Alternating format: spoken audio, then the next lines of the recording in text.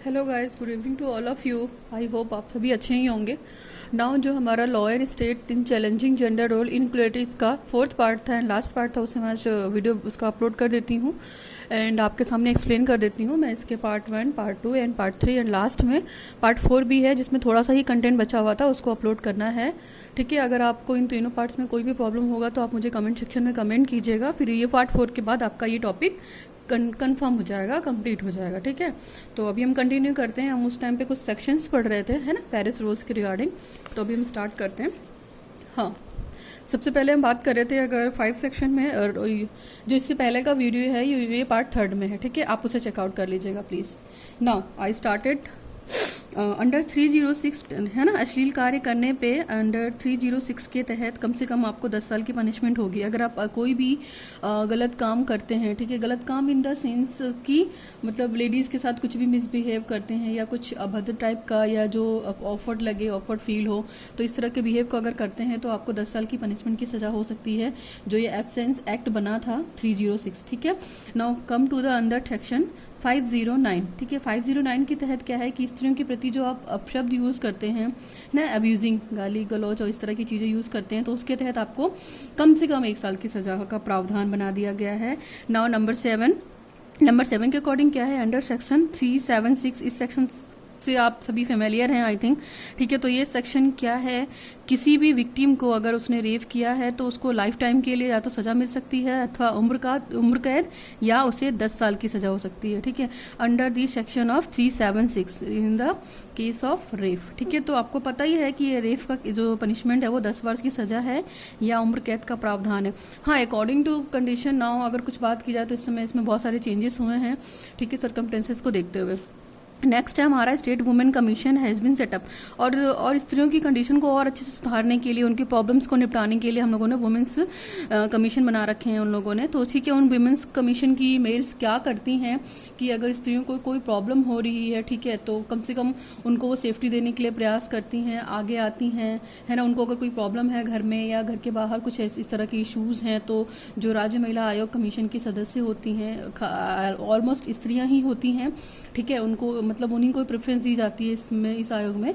क्योंकि नाम ही है राज्य महिला, तो स्टेट की जो अच्छी महिलाएं होती हैं, अच्छे लेवल की होती हैं, जो सोशल रिफॉर्मर्स होती हैं, यानी कि समाज सेविकाएं होती हैं, उनको ही दिया जाता है। तो वो क्या करती हैं, जिस भी वुमेन्स को या जिस भी स्त्री को प्रॉब्लम है वो जाकर उस प्रॉब्लम को सोल्यूशन निकालने की कोशिश करती हैं। ठीक है, तो इसलिए वुमेन्स कमीशन बनाया गया था। ठीक है, ये भी वुमेन्स की उसकी सेफ्टी के लिए था, सिक्योरिटी के लिए था, स्टेट ने बनाया था। ठीक है, अगर हम अगला बात करते हैं तो अगला प्रोविज़न जो हमारा है, there is a provision of 24/7 women helpline number. तो सरकार ने इसके लिए भी बहुत सारा काम किया है, जैसे महिलाओं को सेव करने के लिए 24/7 आवर हेल्पलाइन नंबर जारी कर दिया है गवर्नमेंट ने। ठीक है, जिससे महिलाएं किसी भी प्रकार सुरक्षा प्राप्त कर सकती हैं। कुछ प्रॉब्लम है तो आप उस नंबर पे फ़ोन करके, मतलब जो भी है, ठीक है, फ़ोन करके आप अपनी कंप्लेन या अपनी प्रॉब्लम डाल सकती हैं, या और आपको दिक्कत हो रही है, अनसेफ्टी फील हो रहा है, तो आप भी ये कंप्लेन कर सकती हैं। ठीक है, स्टेट गवर्नमेंट ने जारी कर दी है इस चीज़ को।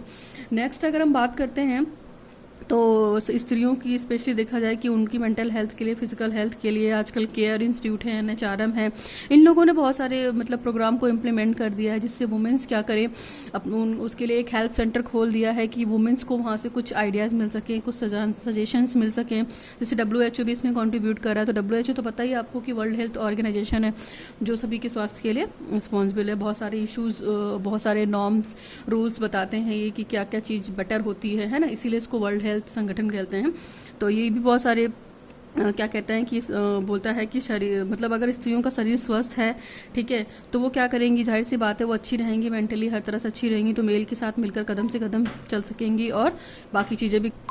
तो जो स्टेट गवर्नमेंट है उसने स्पेशली महिलाओं की स्वास्थ्य के लिए, और वो स्वस्थ रहेंगी तो अच्छा सोचेंगी, स्वस्थ विचारों को प्राप्त करके पुरुषों के साथ कदम से कदम मिलाकर चलने में समर्थ होंगी। ठीक है, नेक्स्ट है suggestion and last, suggestion for influencing of state and law, मतलब राज्य और कानून की प्रभाविता हेतु क्या क्या सुझाव दिए गए हैं, इस बारे में हम बात करेंगे थोड़ा सा।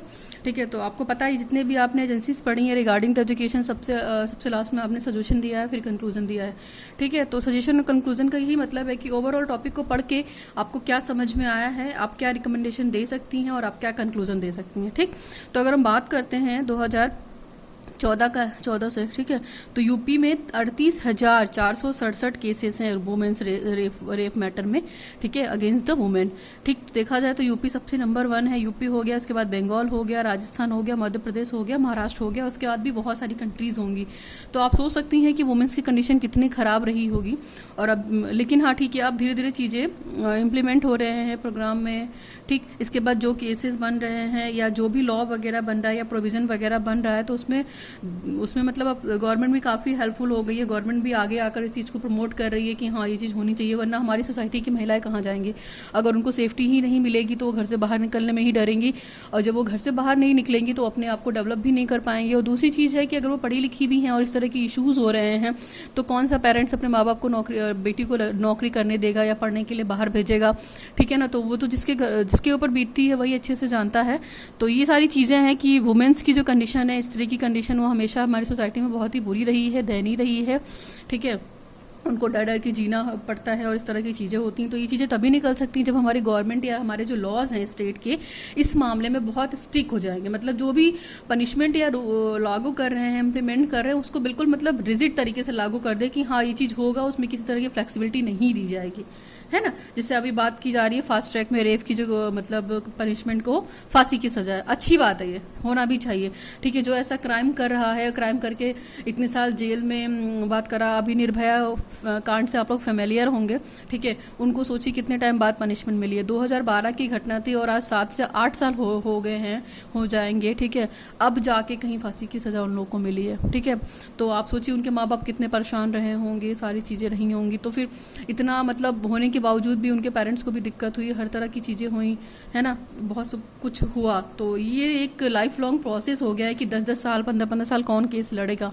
इतना पेशेंस नहीं होता है, लोगों के अंदर पैसा नहीं होता है, टाइम की प्रॉब्लम होती है। सबसे बड़ा इशू तो फाइनेंस होता है, तो फाइनेंशियल इशूज़ भी हो जाते हैं।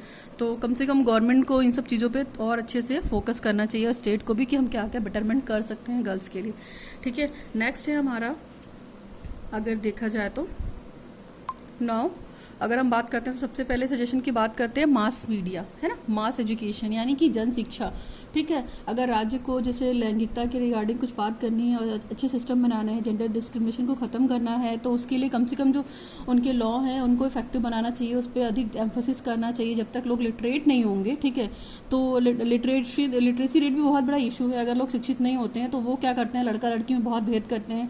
मान लीजिए अगर कोई लेडी प्रेग्नेंट है, ठीक है, तो उसको फीटस में ही मतलब बच्चे को मार देते हैं अगर वो लड़की होती। तो इस तरह की चीज़ें इलिटरेसी का बहुत बड़ा सबूत है, ठीक है। तो आप ये चीज़ को भी खत्म करने के लिए बहुत स्ट्रिक्टली लॉस बनना चाहिए, ठीक है। लॉ भी बने, इसके बाद लोग अगर शिक्षित होंगे तो ये काम भी, इस काम में कमी आएगी।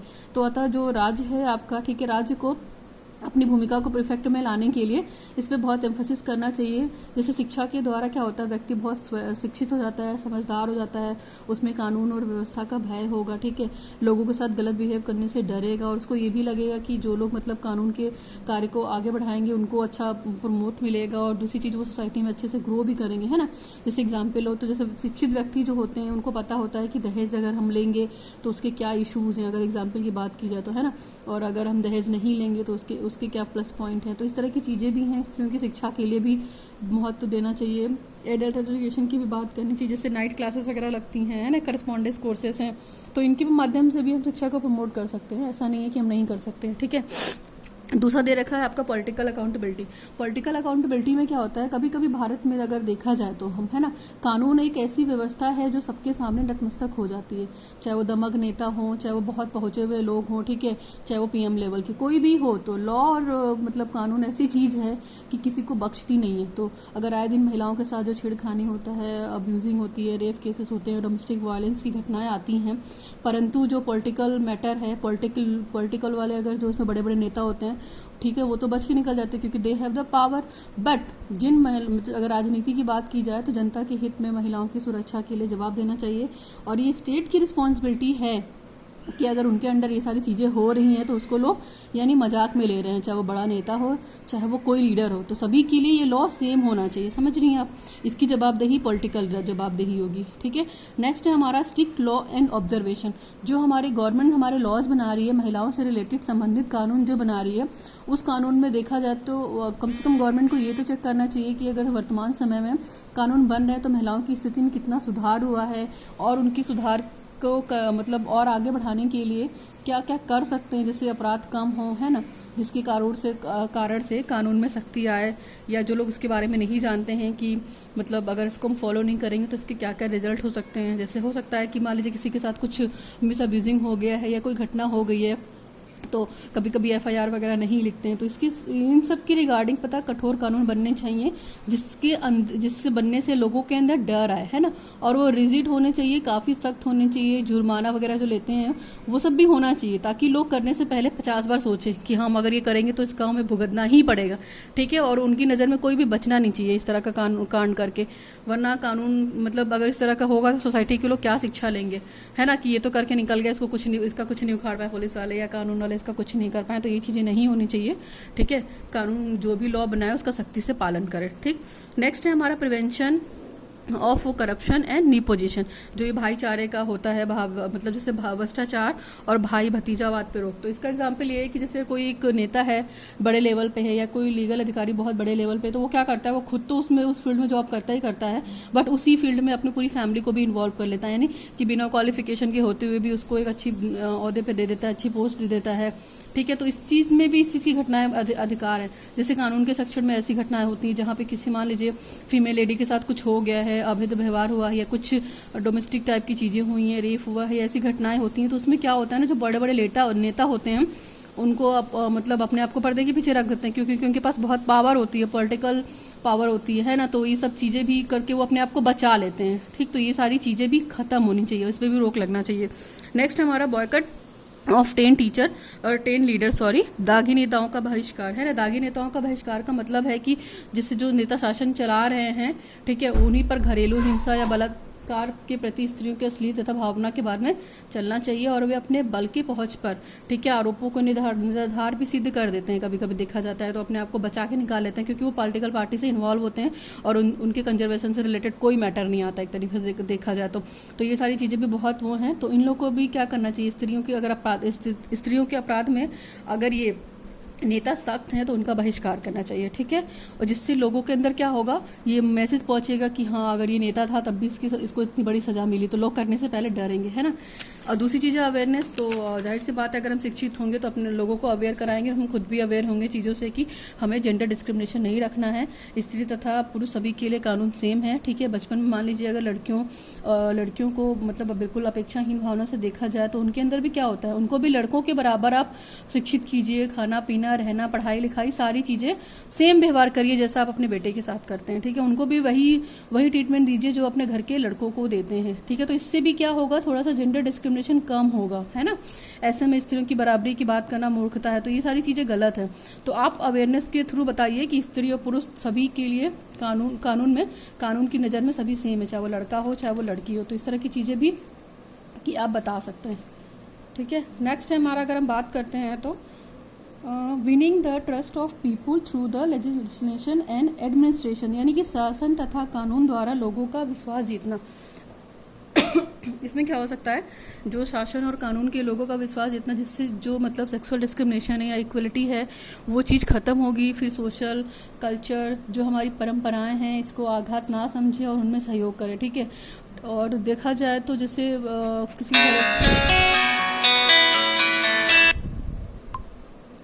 ठीक है, तो स्त्री पुरुष को जैसे अगर हम बात कर रहे थे कि किसी के घर में अगर कोई एक्सपायर हो जाता है तो वहाँ पे ये देखा जाता है कि जो डेड बॉडी को आग देगा वो कौन देगा, उसके घर का बेटा ही देगा। तो परंतु ये कानून की दृष्टि में अगर देखा जाए तो कानून ने ये भी बनाया है कि अगर उनके घर में लड़का या कोई जेंट्स बंदा नहीं है तो लड़की भी ये काम कर सकती है, स्त्री भी ये काम कर सकती है, क्योंकि वह भी पुरुषों की भांति क्या है, समानता की अधिकारी है।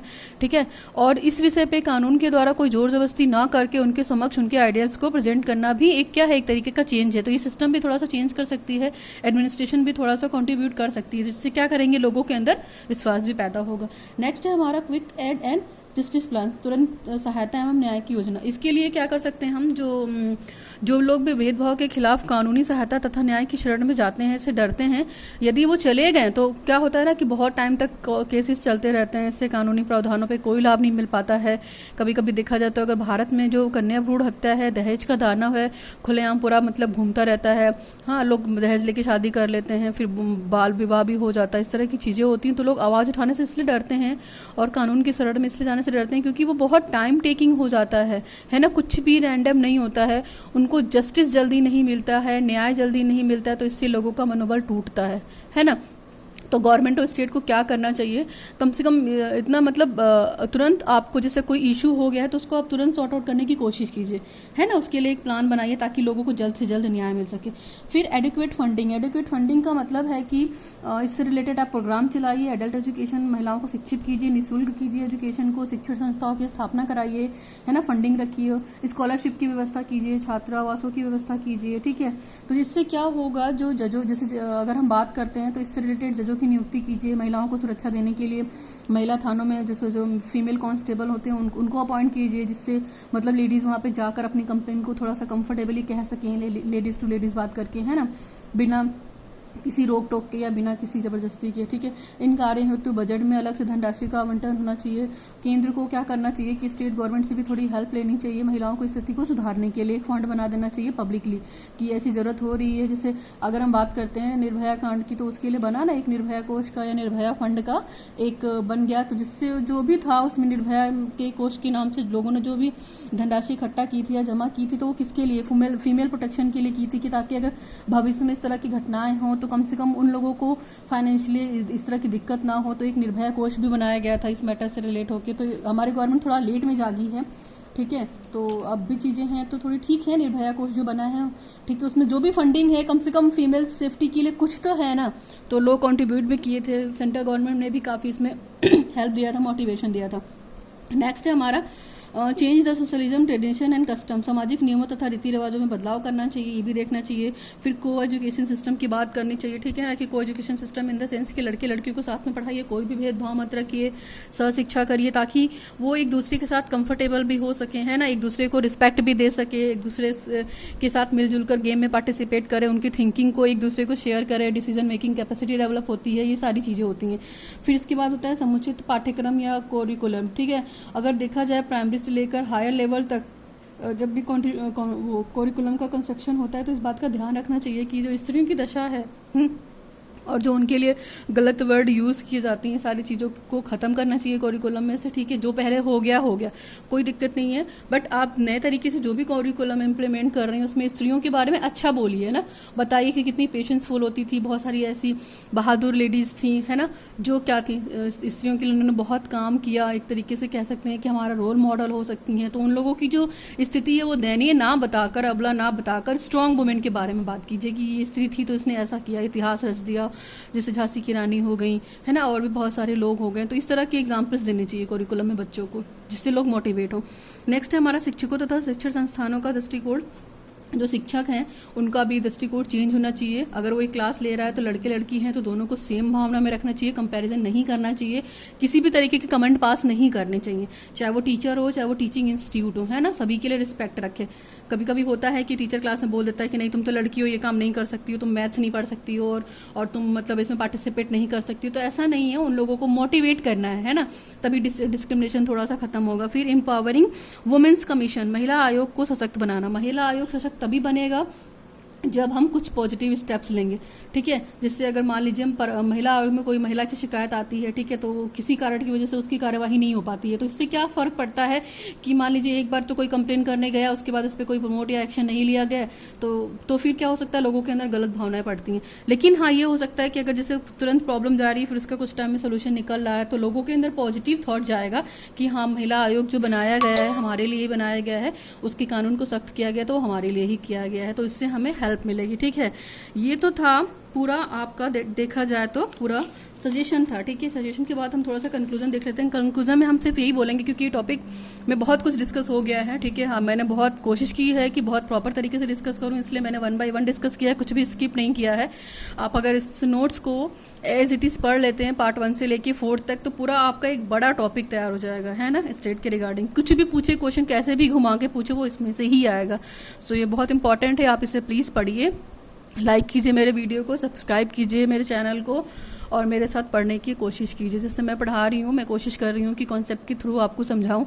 एक हेडिंग लिखकर हम केवल हेडिंग ही नहीं पढ़ रहे हैं, हम उसको अच्छे से एक्सप्लेन कर रहे हैं कि आप उसे अपनी लैंग्वेज में लिख सकें। अगर आप वीडियो सुनती ही हैं तो भी आपको बहुत फ़र्क पड़ेगा, ठीक है। तो आप सुनिए, इसे देखिए और लोगों तक पहुंचाइए जो बीएड कर रहे हैं, जो करना चाहते हैं, ठीक है। मैं आगे और भी एमएड के लिए भी कुछ सोचूंगी, नेट के लिए भी थोड़ा सा प्लान कर रही हूँ, प्लानिंग में है ये चीज़ें। तो अभी मैंने स्टार्टिंग किया है।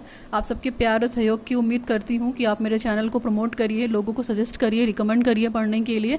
लर्न विद कॉन्सेप्ट बाय अर्चना विश्वकर्मा, ठीक है। यू कैन कॉल मी। तो नाउ मैं भी कंक्लूजन पे आती हूँ।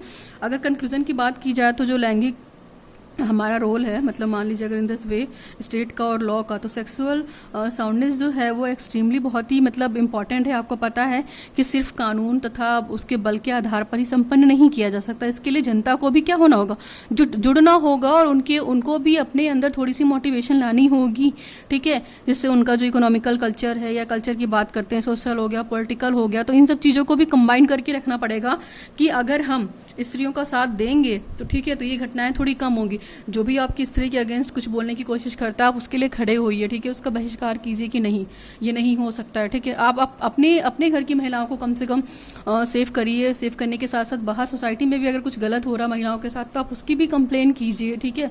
और उसके लिए भी बहुत सारे, मतलब मान लीजिए पुलिस स्टेशन है, फिर महिला आयोग भी बना हुआ है, महिला कमीशन है ना। तो बहुत सारे गवर्नमेंट ने भी, स्टेट ने भी आप लोगों को लॉ बना दिए हैं, जिन्हें आप इस चीज़ को सोच सकते हैं कि हाँ, हमको सुधार कर सकते हैं, ठीक है।